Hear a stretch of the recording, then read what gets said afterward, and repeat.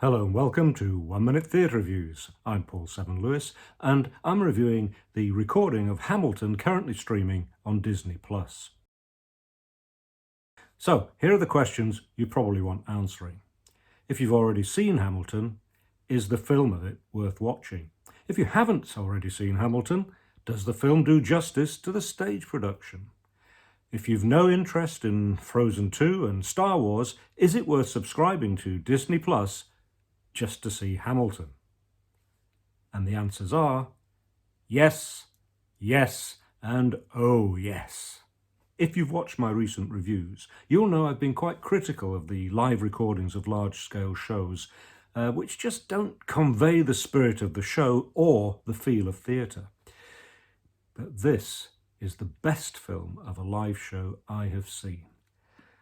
If anything, this is better than the stage show. I mean, of course, you can't beat the sweaty tension of being in the room, but this film allows you to really appreciate this great musical. When you need to, you see the overview of a dance as if you're in the best circle seat. When you want to see a facial expression or follow someone's lips during a fast exposition, you're right there at the front of the stalls.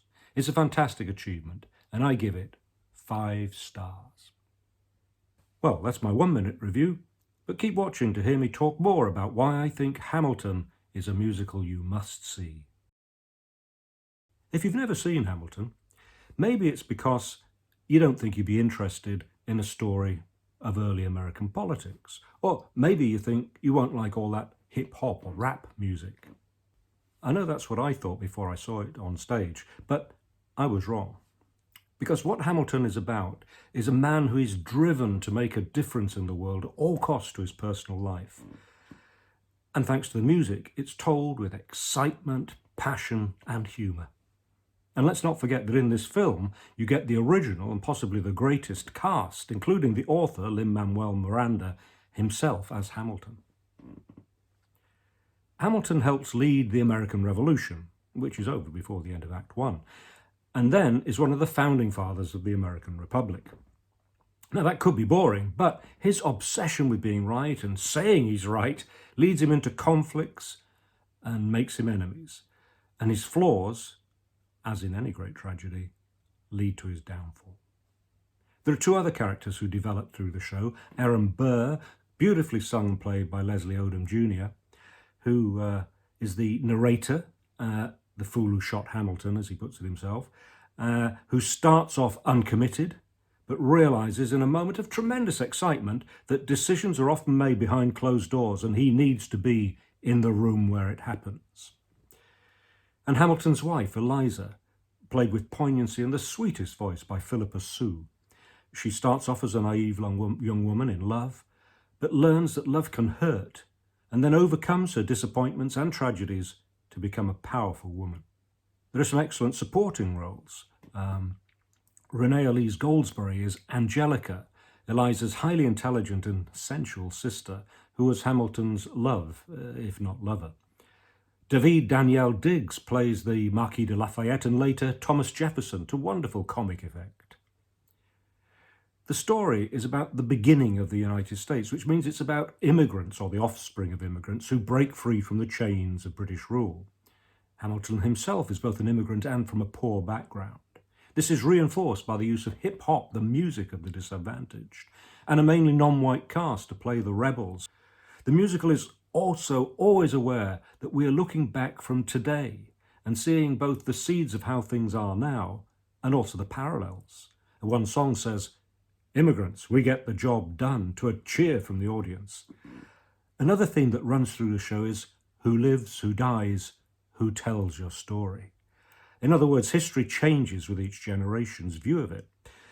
Miranda himself has said, "This is America then, told by America now." And the use of a narrator and other asides to the audience underline this. Miranda's music is clever and subtle and catchy. It's no wonder millions have bought the soundtrack who haven't even seen the show. He adopts a number of genres as appropriate. For example, when Jefferson returns from France, having missed the War of Independence, he sings a jazz song, symbolising that he's missed the change to a new kind of music. And Miranda's love songs are full of the pain of love. And in the poetic language of rap, he's found the perfect form to tell a story and to communicate the character's thoughts and feelings. I'm sure it helps that the director, Thomas Kail, also directed the stage show, which means he knows exactly what he wants to communicate.